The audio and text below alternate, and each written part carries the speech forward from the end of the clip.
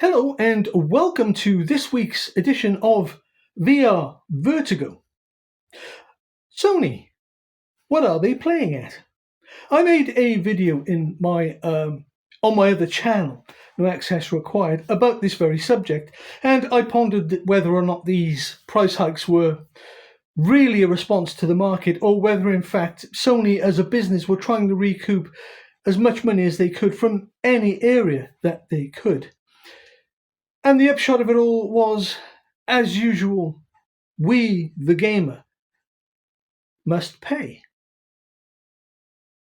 And so as such, it almost doesn't matter what the reasons are. The bottom line is, it's coming out of my pocket. It's coming out of your pocket. Maybe all those times that we moaned that PlayStation weren't doing enough for PSVR2 has in some strange way done us a favour. It appears, as the price hikes have gone up and up and up, that the PSVR2 has benefited from this neglect. And I think that's something we can be grateful for. Maybe in some strange way, this spells the death knell for VR. For PlayStation at least. Would Sony bow out of a genre that it helped to create? In the corner, you see the PSVR1.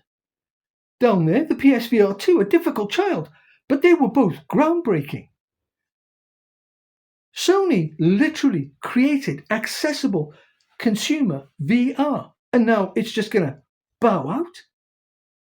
At this point, where Sony are concerned, nothing would surprise me.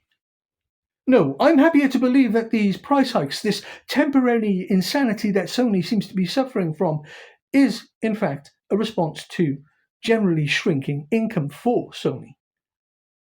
They've missed opportunities and made bad decisions. For all we know, this could be Sony consolidating their entire company portfolio. We've just no way of knowing. To us, these price hikes and the decision-making recently has made no sense. But to Sony, one would imagine they know what they're doing. And it's possible that Sony have just decided that VR is moving too quickly for it to keep up, that development costs will just be too high.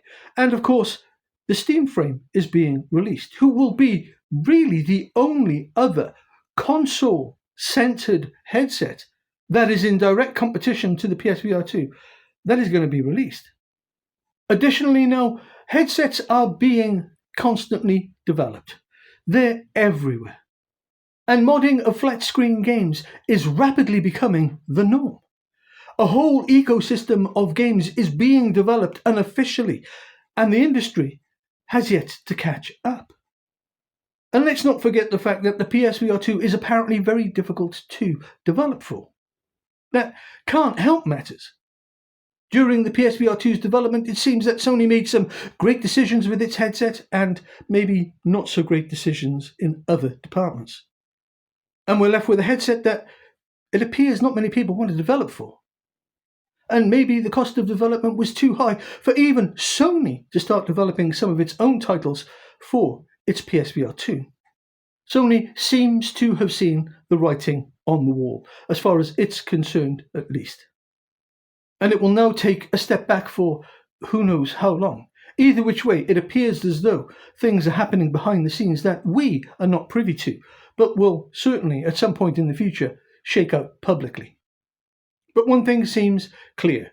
Sony's decision-making recently is out of step with prevailing wisdom and come at the literal cost to their customers. And we as Sony customers should be grateful that we at least have a great headset that we can be getting along with, that we can use on a console or a PC. Unfortunately, this headset won't be allowed to live up to its promise. The work will be left for others to do.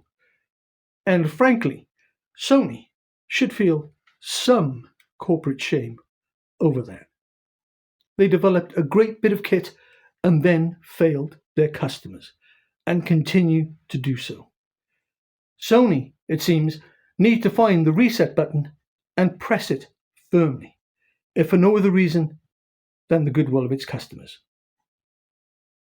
Do let me know what you think in the comments below. Do like, subscribe and share, it really would help the channel. And until next time, Bye bye.